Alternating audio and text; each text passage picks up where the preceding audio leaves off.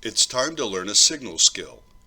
We have already talked about catching and sending signals. When you catch a signal, the way you respond to that signal, the signal you send back, depends on three things. 1. How you understand the signal. 2. What your goal is. And 3. Deciding which signal to send. There are 3 steps of the cycle between catching and sending signals. Today we're going to talk about understanding the signals you catch. Hey, look out! To understand the signal, you have to name it, rate it, and explain it. First, a signal you catch needs a name. Once you catch a signal, if you hear something, see something, feel something, in other words, catch an outside signal, you need to name it. What is the signal? Identify what you heard, saw, or felt.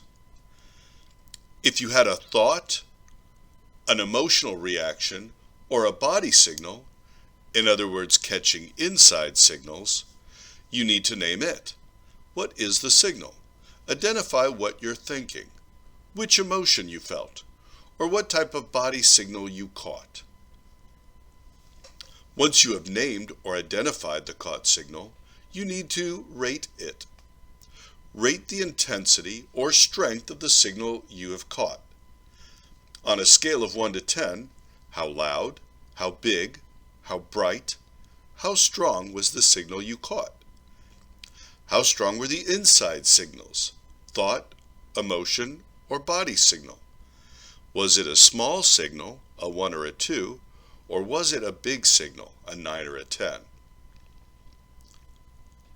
The last thing you need to do to understand the signal, after you name it and rate it, is to explain it.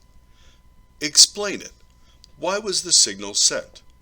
You can't know why someone or something sent a signal, but why do you think the signal might have been sent? Let's talk about explaining outside signals first. Sometimes outside signals are not intended for us. They may have been sent unintentionally, or they may have been intended for somebody else. If they were intended for us, they were either intended to get us to send an outside signal, to laugh, to turn off the TV, to look at something, or to catch an inside signal, to be happy or to pay attention, for instance. Was it meant with good intentions? Was it meant with bad intentions? Let's talk about explaining inside signals. Usually an inside signal, a thought, emotion, or body signal, is a reaction to other signals we've caught. It could be a reaction to something we saw, heard, or felt, or a prior thought, emotion, or body signal. Sometimes inside signals can be a response to a physical situation, like illness, depression, hunger. It could be a reaction to something completely different, related to signals being caught now.